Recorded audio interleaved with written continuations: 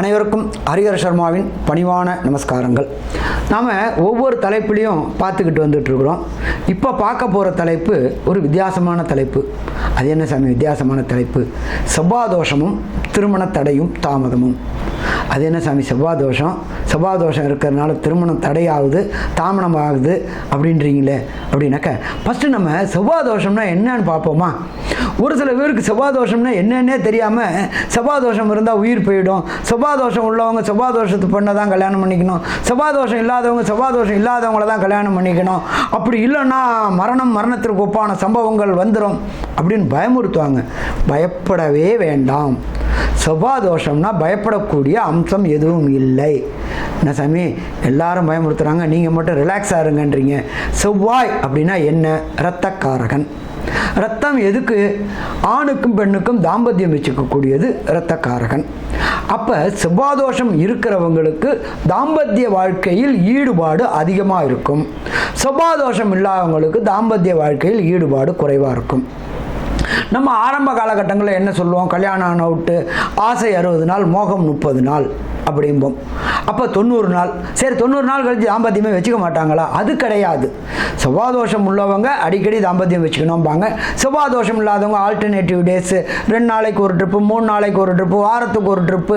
இது எல்லாமே போக ஈடுபாடு என்பது அவரவர்களின் தனிப்பட்ட முறையில் அந்த தாம்பத்திய எழுச்சி, அதற்கும் செவ்வாதோஷத்துக்கும் தொடர்புனா இது ஒன்று தான் தொடர்பு. அது உயிரை போக்குமா? உயிரை போக்காது. சரி, அப்போ ஏன் சாமி செவ்வாதோஷம் உள்ளவங்களுக்கு செவ்வாதோஷமும் செவ்வாதோஷம் இல்லாதவங்களுக்கு செவ்வாதோஷம் இல்லாத ஜாதகத்தையும் சேர்க்கணும்? இப்போ ஒன்றும் இல்லை, தாம்பத்தியம் அப்படின்றது 4 அறைக்குள்ளார 4 செவத்துக்குள்ளார நடக்கிறது. இது எப்போ வெளியில் வரும் அப்படின்னா, 2 பேருக்குள்ளார தாம்பத்திய வாழ்க்கையில் ஈடுபாடு இல்லை அப்படின்னு சொன்னாக்க ஃபஸ்ட்டு வெறுப்பு உண்டாகும். பெண் விரும்பும்போது ஆணால் பரிபூர்ணத்துவம் பண்ண முடியாட்டிலும், ஆண் விரும்பும்போது பெண்ணால் பரிபூர்ணத்துவம் பண்ண முடியாட்டிலும் அந்த விருப்பு அப்படியே அக்குமுலேட் ஆகும். அது வெளியில் போகும். என்னப்பா கல்யாணம் பண்ணி வச்சுருக்கிறீங்க, மாப்பிள்ளை எப்போ பார்த்தாலும் இது பண்ணலையே அப்படின்னு போயிட்டு அம்மாட்ட சொல்லுவாங்க, அப்பாட்ட சொல்லுவாங்க. அவங்க வந்து கேட்பாங்க, இவங்க வந்து கேட்பாங்க, பஞ்சாயத்து வரும். இந்த பஞ்சாயத்து அப்படியே எக்ஸ்பேன்ஷன் ஆகும். எக்ஸ்பேன்ஷன் ஆகி மன பிரிவினைகளை கொண்டு விடும். இந்த பிரிவினை தான் பிரச்சனைகளை கொண்டு விடும். அப்போ நம்ம அதுக்கு தகுந்த மாதிரி செவ்வாதோஷம் உள்ளவங்களுக்கு செவ்வாதோஷம் உள்ளவங்களும் செவ்வாதோஷம் இல்லாதவங்களுக்கு செவ்வாதோஷம் இல்லாத பெண்களையும் கல்யாணம் பண்ணிட்டோம்னாக்க நல்லா இருக்குமா? நல்லா இருக்கும். சரி சாமி, செவ்வாதோஷம்னா என்ன? எந்தெந்த இடத்துல செவ்வாய் இருந்தால் செவ்வாதோஷம், எந்தெந்த இடத்துல செவ்வாய் இருந்தால் விளக்கு? எப்பொழுதுமே நாணயம் அப்படின்னு சொன்னாக்க தலைன்னு ஒன்று உண்டுன்னா பூன்னு ஒன்று உண்டு. அப்போ நல்லதுன்னு ஒன்று உண்டுன்னா கெட்டதுன்னு ஒன்று உண்டு. ஏற்றம் அப்படின்னு ஒன்று உண்டுன்னா இரக்கம் அப்படின்றது உண்டு. ரெண்டும் கலந்து தான் வாழ்க்கை. சரி, செவ்வாதோஷம்னா என்ன அப்படின்னு பார்ப்போம். லக்னம் தொட்டு 1, ராசி தொட்டு 2, சுக்கிரன் தொட்டு செவ்வாய்கள் 1ஆம் இடம், 2ஆம் இடம், 4ஆம் இடம், 7ஆம் இடம், 8ஆம் இடம், 12ஆம் இடத்தில் செவ்வாய் இருந்தால் செவ்வாய் தோஷம். நான் சாமி 19 அடித்து விட்டுட்டீங்க நீங்கள் பாட்டு. லக்னம் தொட்டும் பார்க்கணும் செவ்வாதோஷம், ராசி அப்படின்னா சந்திரன் தொட்டும் பார்க்கணும், அப்புறம் கலஸ்திரத்துக்கு திருமணத்திற்கு உண்டான கிரகம் அப்படின்றது சுக்கிரன், அவர் தொட்டும் தான் பார்க்கணும். ஒரு சில பேர் என்ன பண்ணுவாங்க, லக்னம் தொட்டு பார்ப்பாங்க. லக்னத்துக்கு 1, 2, 4, 7, 8, 12 செவ்வாய் இருக்காரு, இது செவ்வாதோஷம் போட்டுருவாங்க, ஒரே போடு. அப்படி பார்க்கக்கூடாது. சந்திரன் தொட்டு ராசி தொட்டும் பார்க்கணும், சுக்கிரனை தொட்டும் கலஸ்திரக்காரனான சுக்கிரனை தொட்டும் பார்க்கணும். அப்படி பார்த்தா தான் நமக்கு செவ்வாதோஷம் கிளியராக வரும்.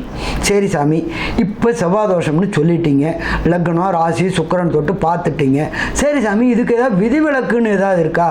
கண்டிப்பாக விதிவிலக்குகள் உண்டு. சரி, அப்போ விதிவிலக்குகள்னால் செவ்வாய் எங்கெங்கே இருந்தால் தோஷம் கிடையாது, அதை கொஞ்சம் எனக்கு சொல்லுங்கள் சாமி அப்படின்னீங்கன்னா சொல்கிறேன், கேட்டுக்குங்க.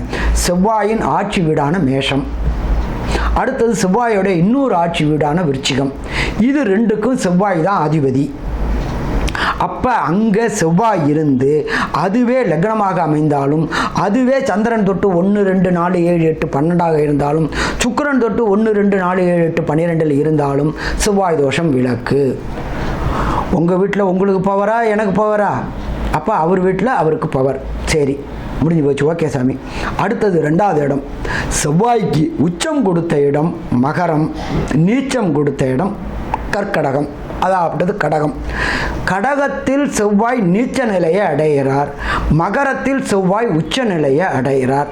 இந்த 2 இடத்திலும் செவ்வாய் இருந்து அது லக்னம் தொட்டு, அது ராசி தொட்டு, அது சுக்கிரன் தொட்டு 1 2 4 7 8 12 செவ்வாய் இருந்தாலும் செவ்வாய் தோஷம் விலக்கு. ஓகே சாமி, ரொம்ப சந்தோஷம். அப்போ நானே இப்போ பார்த்துக்கலாம் போல இருக்கு, உங்கள்கிட்ட வர வேண்டிய அவசியமே இல்லை போல இருக்கே. வேண்டாம், உங்களுக்கு டவுட்டு பிரச்சனை அப்படின்னா மட்டும் ஜோசியரனுங்க. நம்ம என்ன டெய்லியாக போய் டாக்டரை பார்க்க போகிறோம்? டாக்டர் அங்கே கிளினிக் வச்சுருக்காரு, 365 நாளும் போய் பார்க்க போகிறோம். நமக்கு உடல்நிலை எப்போ பாதிப்பு வருதோ அப்போ டாக்டரை போய் பார்க்குறோம். வக்கீல் எப்போ பார்ப்போம்? பிரச்சனை வந்தால் வக்கீலை பார்ப்போம். அதேமாதிரி உங்களுக்கு பிரச்சனை வரும்போது ஜோசியரை பார்த்தா போதுமா? போதும். சரி சாமி, அதுக்கு அடுத்தது உச்சம் நீச்சம் சொல்லிட்டீங்க, ஆட்சி சொல்லிட்டீங்க. அதுக்கு அடுத்தது செவ்வாய் எங்கெங்கே இருந்தால் விளக்கு அப்படின்னு பார்த்தாக்க, செவ்வாய் ஆனவர் சூரிய பகவானின் வீட்டில் இருந்தால் விளக்கு. சரி, அடுத்தது பாப கிரகங்களான ராகு, கேது மற்றும் சனி பகவான் கூட இருந்தாலும் விளக்கு. சூப்பர் சாமி. அப்போ சர்வகிரகமான ராகு கூட செவ்வாய் சேர்ந்திருந்தால் செவ்வாய் தோஷம் விளக்கு. பாபகிரகமான கேது கூட சேர்ந்திருந்தால் விளக்கு. சூரிய பகவான் வீட்டிலான சிம்மத்தில் இருந்தால் விளக்கு. பாபகிரகமான சூரியன் கூட செவ்வாய் இருந்தாலும் விளக்கு. பாபகிரகமான சனி கூட செவ்வாய் இருந்தாலும் விளக்கு. ஓகே, சரி சாமி, வேற ஏதாவது தோஷத்துக்கு விளக்கு இருக்கா? இருக்கு. செவ்வாயோடைய நட்சத்திரங்கள், மிருகசிருஷம் செவ்வாயோடைய நட்சத்திரம், அதே போல் சித்திரை செவ்வாயோட நட்சத்திரம், அவிட்டம் செவ்வாயோட நட்சத்திரம். செவ்வாயோடைய நட்சத்திரம் வாங்கியிருந்தாலும் அது லக்னம் தொட்டு, அது ராசி தொட்டு, சுக்கிரன் தொட்டு 1 2 4 7 8 12 இருந்தாலும் விளக்கு. சரி சாமி, சூப்பர். அடுத்தது வேற ஏதாவது விளக்கு இருக்கா? இருக்கு. பிரகஸ்பதியான குரு செவ்வாயை பார்த்திருந்தாலும் விளக்கு. அது பிரகஸ்பதினா யாரு? குரு பகவான்.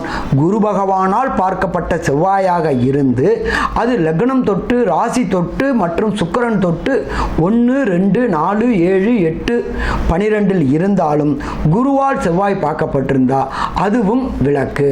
அப்ப தோஷம்னா என்ன, விளக்குனா என்ன, அப்ப எந்தெந்த ஜாதகத்தை எப்படி பொறுத்து பார்க்கலாம்? அதே போல திருமண பந்தத்துக்கும் செவ்வாய்க்கும் ஏதாவது மரணம் உண்டா? மரணத்துக்கும் செவ்வாய்க்கும் எந்த இதுவும் கிடையாது. மரணத்திற்கும் சனி பகவானுக்கு மட்டும்தான் தொடர்பு உண்டு.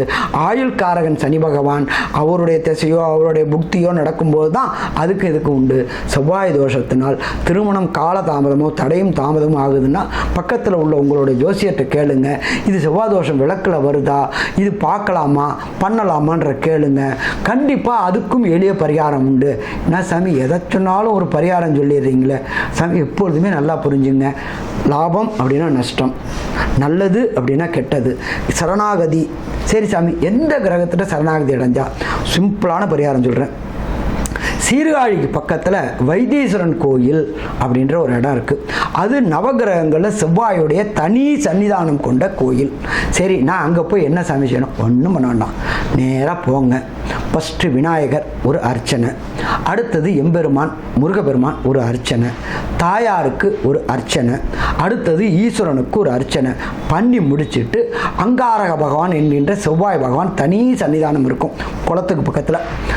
அங்கே உள்ள அங்காரகனுக்கு அபிஷேகம் என்ன கிழமையில் செய்யலாம் அப்படின்னாக்கா, அங்கே செவ்வாய்க்கிழமை முருகனுக்கு உகந்த நாள், செவ்வாய்க்கிழமை செவ்வாய் பகவானுக்கு உகந்த நாள். அந்த நாளில் போனீங்கன்னா கூட்டம் அலமோதும். அப்போ செவ்வாய்க்கிழமை விட்டுவிட்டு வார விடுமுறை நாட்கள் சனி ஞாயிறை விட்டுட்டு பாக்கி எந்த நாளில் வேணாலும் போங்க. ஏன் செவ்வாய்க்கிழமையில் செஞ்சாதான் உசித்தம் அப்படின்றாங்களே, அப்படிலாம் கிடையாது. இறைவனை சரணாகதி அடைந்தால் கண்டிப்பாக வெற்றி கிடைக்குமா? வெற்றி கிடைக்கும். நாம் என்ன பண்ண போகிறோம்? சரணாகதி சரணாகதி சரணாகதி. சரி, அப்போ எந்த நாளில் வேணாலும் செய்யலாமா? சனி ஞாயிறு கூட்டம் இருக்கும். ஏன்னா நம்மளை போல் எத்தனை பேர் சனி ஞாயிறுக்கு வருவாங்க. அதே போல் செவ்வாய்க்கிழமை ஒரு சில ஜோசியர் சொல்லுவாங்க செவ்வாய்க்கிழமையில் போய் பண்ணுங்க அப்படிம்பாங்க. அப்போ மற்ற நாள் இருக்குல்ல, 3 நாள் போக பாக்கி நாள் அதில் போயிட்டு இந்த 5 சன்னிதானத்துக்கும் அர்ச்சனை பண்ணிவிட்டு அங்கார பகவானுக்கு அபிஷேகம் பண்ணிவிட்டு அங்கே உள்ள ஸ்தானிய குருக்கள்கிட்ட சொல்லிவிட்டு இதேமாரி எங்கள் ஜோசியர் சொன்னார், அபிஷேக திரவியங்களை குடிக்க சொன்னார் அப்படின்னு சொல்லி அவர்கிட்ட வாங்கி அந்த அபிஷேக திரவியங்களை குடிச்சிட்டு வாங்க. செவ்வாதோஷம் விளக்காகுமா? விளக்காகும். அடுத்தது அங்கே பக்கத்துலேயே ஒரு குளம் இருக்கும், அங்கே உள்ள மீனுக்கு உப்பும் பொரியும் வாங்கி போயிட்டு வாங்க. என்ன சாமி போயிட்டு வந்துட்டா உடனே செவ்வாய் வந்து விளக்கு விலகிடுவாரா அப்படின்னா அப்படி கிடையாது. ஜோதிடர் கண்ணை மறைக்கும். ஒரு சில டயத்தில் எப்படின்னு கேட்டிங்கனாக்க நம்ம பார்க்குற விதத்தில் தான் எல்லாமே இருக்குது. ஒரு தாய் தன் குழந்தைக்கு பால் கொடுக்கறத கலை கண்ணோட்டத்திலையும் பார்க்கலாம், காம கண்ணோட்டத்திலையும் பார்க்கலாம். அப்போ நம்ம பார்க்குற விதத்தில் தான் இருக்குது. அப்போ பார்க்கும்பொழுது செவ்வாதோஷ பரிகாரமான பிறகு அந்த செவ்வாதோஷம் நிறைவடைஞ்சிருது, செவ்வாதோஷம் பூர்த்தி அடைஞ்சிருது. அதனால் இந்த மாதிரி பண்ணினீங்க அப்படின்னாக்க உங்கள் வீட்டில் செவ்வாதோஷத்தினால ஏற்படுகின்ற திருமண தடையும் தாமதம் விலகுமா? திருமண தடையும் தாமதம் விலகும். இதில் ஏதாவது உங்களுக்கு டவுட் இருந்தாக்க கீழே வர ஸ்க்ராலில் வர நம்பரில் எனக்கு கால் பண்ணுங்கள். ஏதாவது டவுட் இருந்தால் நான் கிளியர் பண்ணுறேன். நன்றி, நமஸ்காரம்.